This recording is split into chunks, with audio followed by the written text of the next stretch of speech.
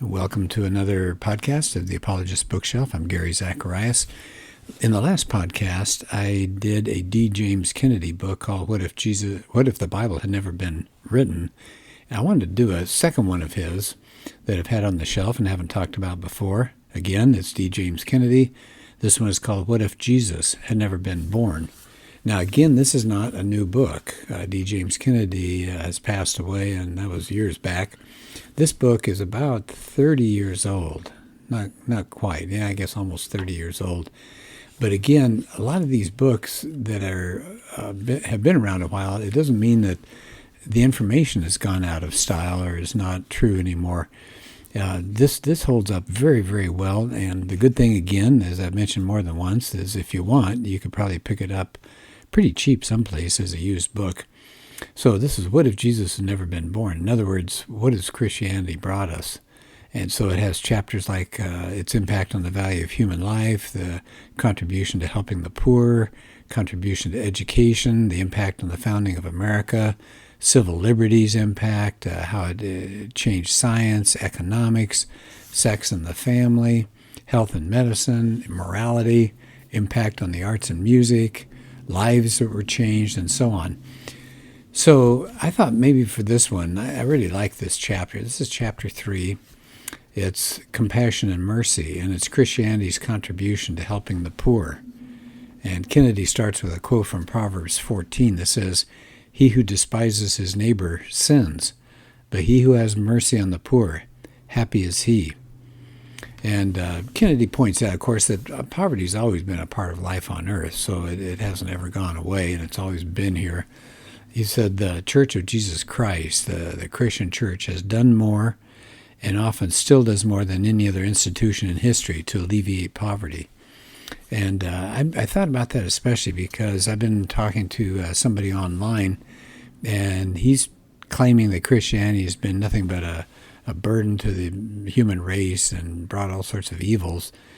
And I've told him, well, wait a minute. I said, books go on to talk about the value of Christianity to start modern science and what it did to protect little kids and what it did to foster all sorts of positive things. And so here's one chapter that stood out to me that I would like to share with him, because Jesus Christ and him coming into this world, that did more, as they say here, to alleviate poverty than anything else. He mentions Mother Teresa helping the poor on the streets of Calcutta. How about the Salvation Army? It says the sun never sets on Christians who are meeting human needs. And again, like that other book that I referenced called Christianity Throughout the Centuries, that I've done a podcast on before, if you look at what was there before Christianity, we're so used to looking out at the world, we see soup kitchens or whatever. We say, well, yeah, that's natural. That's the way it's always been. No, it hasn't. No, it hasn't. One scholar, if you look back in time, one scholar, he researched all sorts of historical documents, and he concluded that antiquity had no trace of any kind of organized charitable effort. There was no benevolence looking out for somebody you didn't know. Now, you may take care of your family member, but as far as just benevolence for the general population, that was unknown. But the minute Christ and the Bible became known, then charity and benevolence flourished. Kennedy quotes from Will Durant, pretty well-known historian. He was talking about ancient Rome, and of course Rome was the civilization, wasn't it? It was the chief of the ancient civilizations. Here's what he had to say about Rome. Charity found little scope in this frugal life. Hospitality survived as a mutual convenience at a time when ends were poor and far between, but the sympathetic Polybius reports that in Rome no one ever gives away anything to anyone if he can help it. Now, maybe that was an exaggeration, but can you see what's going on there? Not much charity going on. And then Jesus came. And think about what he did. He set an amazing example to care for the poverty-stricken, to care for the downtrodden. Kennedy says we're supposed to do the same. That's what Jesus said. He told us to do likewise. He mentions Jesus' parable of the Good Samaritan. Oh, that's an amazing story, isn't it? That man that stopped and he cared for that stranger in need when all of these high-up Jews, these important people, walked by the guy and didn't want to mess with him. So that's had a big impact on Western civilization. Jesus also had a parable of the sheep and the goats. What does Christ say in that? That's Matthew 25. He says, inasmuch as you did it, meaning help the poor, to one of the least of my brethren, you did it to me. So it's the idea of Christ poor. So we're supposed to treat the poor as if they were Jesus Christ himself. Over and over, Jesus encouraged generosity toward the poor. He invited a few individuals to give everything they had to the poor. And some Christians have followed that very closely. That's what St. Francis of Assisi did. They took vows of poverty for the sake of the calling that they had. But there's been all sorts of other Christians throughout the ages who have given away their wealth. Pope Gregory I, Pope Gregory the Great he was called, C.T. Studd, an evangelical missionary from 19th century England. He quotes a historian, Yale historian, Dr. Latourette. He wrote that in the use of money for the general welfare, Christianity brought 5 significant innovations. And the first was the giving was an obligation of all who joined the ranks, rich or poor, each according to ability. Number 2, the motive of Christian giving was new. It was done out of love for Christ. Number 3, the objects of what was being given, that changed. It stressed, the Christian community stressed supporting widows, orphans, the sick, disabled, those who got thrown out of employment because of their faith. It entertained travelers. One church would send aid to another church whose members were suffering from famine. So the Christian community was a brotherhood. They were bound together in love. And the idea was you did material help back and forth. That was the rule, not the exception. Now here's the 4th innovation that Christian charity brought. It was personalized, not just to masses of men, but from individuals to individuals. And then the 5th innovation, it was not limited to church members. They extended their giving to non-Christians as well. In fact, this is a great statement. I didn't know this was the case at all. Emperor Julian, called the Apostate, he was the last Roman emperor to try to stamp out the Christian faith. He marveled at how the Christians loved even the pagans, even their enemies. Here's a history professor who said it was the church's care of its own poor and for outsiders that so impressed the pagan Emperor Julian. So let's go through those 5 one more time. How did Christianity bring innovations as far as taking care of the poor? First, making it an obligation. You really should be doing it. Number 2, the motive was now out of love for Christ, not fear for the government coming after you. Third, the objects of giving changed. It was to the widows, it was the orphans and things like that. Number 4, Christian giving was personalized, not to just throwing it to the 4 winds, but individuals to individuals. And then number 5 was not limited to church members. Historian after historian, Kennedy points out, said this exact same thing. The early church had a great record of helping the needy. Here's an Oxford scholar. To the poor, the widows, and orphans, Christians gave alms and support. So I won't read all of this because it's just repeating it, but they're pointing out that there were all sorts of things that Christians were doing to help each other and to help those around them. What about the Middle Ages, though? Let's move up in time here. So Kennedy talks about the Middle Ages, said monks helped the poor on a regular basis. They lived very modestly themselves, and they worked their land, and they cared for the needy, including orphans. Will Durant, that famous historian, said the church's charity to the poor achieved new heights in the later part of the Middle Ages. Everybody was helping the needy. That was individuals, it was guilds, it was governments, and it was the church. They said if you went to a baron's estate, you'd see people being fed a few times a week. Ladies of the upper class took part. And Durant summed it all up. He said, in one aspect, the church was a continent-wide organization for charitable aid. Now, we don't hear about this, do we? People talk about how brutal the Middle Ages were, and I'm sure it was compared to today. But interesting how much charity was going on then. Let's move up a little closer to our time. What about the Puritans? Well, they had some poor people there. And Leland Ryken, who's a scholar on them, said, so what did the Puritans do to help the poor? Well, it says the refugees of Calvinist churches in London says, quote, were able to do so much good as not one of their poor is seen to ask in the streets. And another person had a bunch of data that he put together about philanthropy in England during the Reformation. said a very large proportion of the donors were Puritans. Okay, let's come up a little bit more modern. How about the 19th century, when the Industrial Revolution was really going? Well, there are all sorts of examples of Christians that helped then. In England, you had George Mueller. He had these famous orphanages. They were run by faith. They helped thousands of children. They sparked a lot of other ministries. You had the YMCA. That was founded in 1844, and the YWCA, the Young Women's Christian Association, founded in 1855, and they tended to the physical and spiritual needs of millions of poor in urban areas of the world. How about Lord Shaftesbury, Anthony Ashley Cooper? He did for the poor in Great Britain what Wilberforce did for the poor people in Africa, and the list goes on and on. Well, let's bring it up to today. What about today?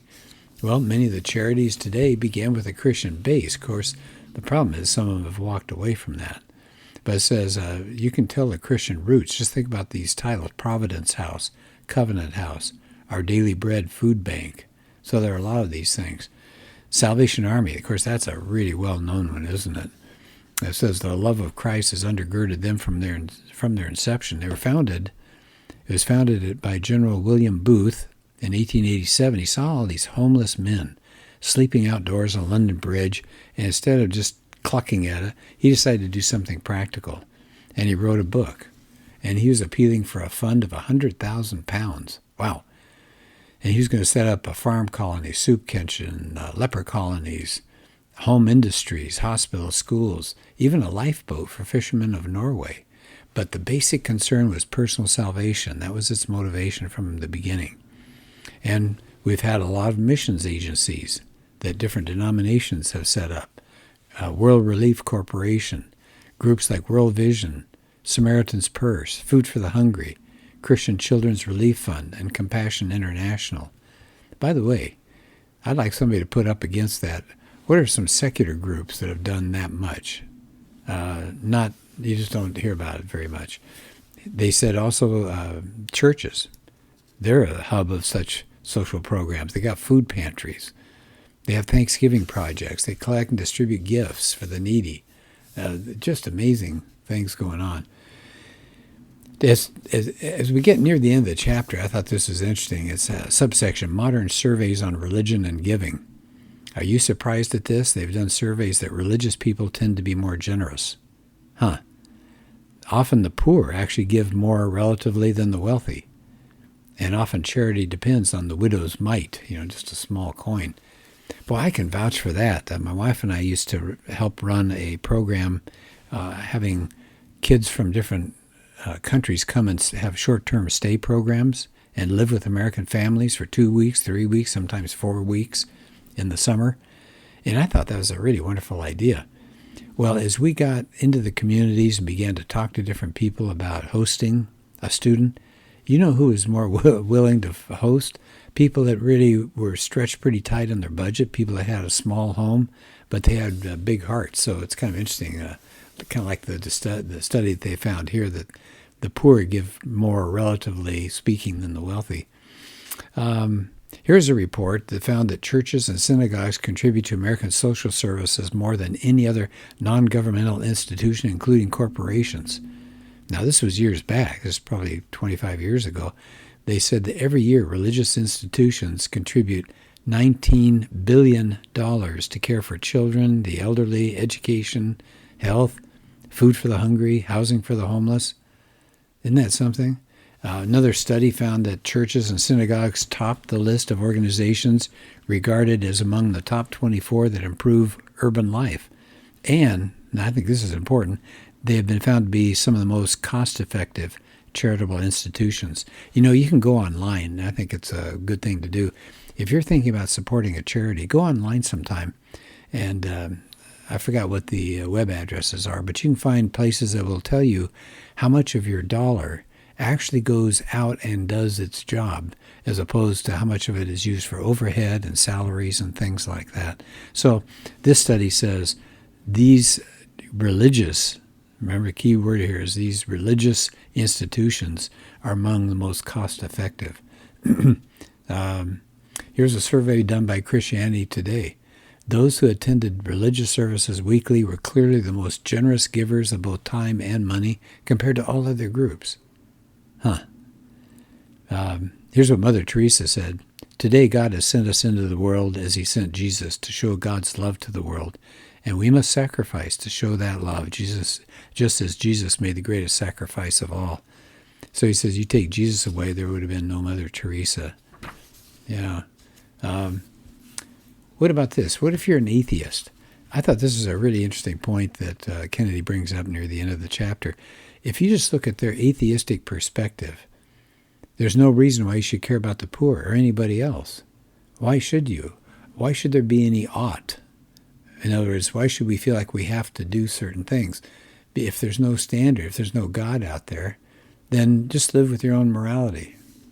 So this is a quote from an old newspaper that said, infidelity, meaning somebody that doesn't believe in a God, infidelity makes a great outcry about its philanthropy, but religion does the work. And so I think that's a really good point. Kennedy says, I challenge people to try to show me why, from an atheistic point of view, there's any better reason for me to help an elderly woman across the street rather than run her over with my car if she gets in the way, or maybe steal her purse. See, you can't make a solid case if you're an atheist. All you need to do is act, according to the atheist philosophers. What counts is you work your own will. Somebody will say, well, wait, we should care for other people. And Kennedy says, why?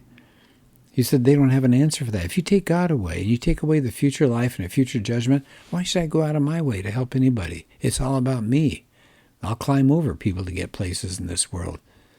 Somebody says, well, but it would make me feel good. And Kennedy said, well, maybe it would make me feel better to spend my time at the beach rather than to visit a shut-in. Another person might say, well, it's good for society. And Kennedy says, well, tell that to a mafia boss and see what kind of laugh you get out of him. Society? What does he care about society? That's something that he's working for himself. A world without Christ is a world without charity. And then the end of the chapter here, what if Jesus had never been born? That's that question. He said, probably we would wish that we hadn't been born either. It'd be a cruel world, like it was in the ancient pagan world, but Jesus did come. And Christian history is so rich, he says, in people showing care and compassion for the poor and needy in the name of Christ. And I think that's a good way to end that chapter. Again, the book is called What If Jesus Had Never Been Born? D. James Kennedy is the author. A lot of good things to think about here. Well, hope things are going well for you, and thanks for being part of this podcast. See you later.